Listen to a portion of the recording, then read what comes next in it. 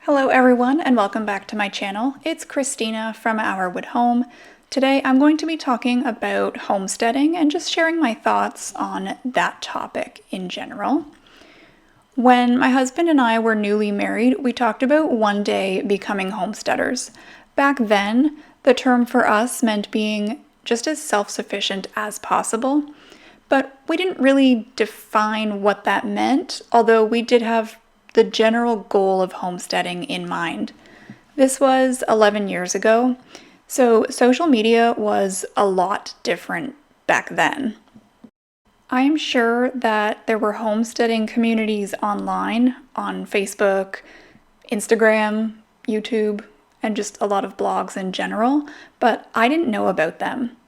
Over the years, I would plant my vegetable gardens, but mostly just for something to do, and I would occasionally make jar of jam, but I definitely didn't consider myself a homesteader. Even when we got chickens and expanded the vegetable gardens, I still didn't use that term. To be honest, around that time I was aware of online homesteading communities, and I felt like I just didn't deserve to be a part of them. So I kept telling myself that one day I'd be doing enough to be worthy of calling myself a homesteader. From what I understood, a homesteader was someone who raised their own animals for meat, grew all their own food and preserved it, used renewable energy to power their home, made their own soaps and lotions, etc. Some of these things just weren't even possible for us at the time. I've been growing vegetables in some capacity since spring 2013. We bought our house in the fall of 2012, and since we were getting pretty close to winter, we didn't do much of anything with the gardens until the following spring. We've had chickens since 2016. Not the exact same chickens this whole time, but we've had birds consistently since then. I'm sure that at that point, some of my family and friends, and maybe even some of my online followers, would have called me a homesteader, but I still didn't feel like I could call myself one. But things changed for me when the pandemic happened. It became apparent that more people wanted to grow their own food and have backyard livestock. Seeds and soil and animal feed were really hard to find. So were gardening tools and accessories, and even lumber and building materials were in short supply.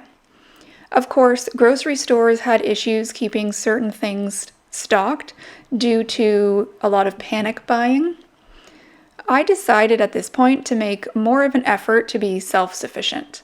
Well, I should say my husband and I both decided. But up until then, the bulk of the chicken care and all the gardening was my job. So he supported me, but ultimately it was up to me to decide what to do. I wanted to grow more food, preserve more, and really work on seed saving, so I no longer had to rely on stores for these things. In 2021, I canned 100 jars of food, but the next year it was over 200. I took over flower gardens for vegetables, and our basement storage catch-all space became filled with canning supplies. Over the last few years, I have actually been using the term homesteading to describe a lot of the work that I do. This includes gardening, preserving food, cooking from scratch, making sourdough bread, keeping chickens, using firewood for heat, sewing my own clothes, and knitting. I don't think that I'm more worthy of the title now than I was before. I think I've always been. I just didn't have the confidence in myself and my skills. After all, so many people have been doing this kind of lifestyle for an awful lot longer than us. I like to say that my husband and I are first-generation homesteaders. Our parents didn't grow food or keep animals or do any type of farming, but both of our moms did have vegetable gardens when we were younger, but they just did it just for fun. It wasn't for survival.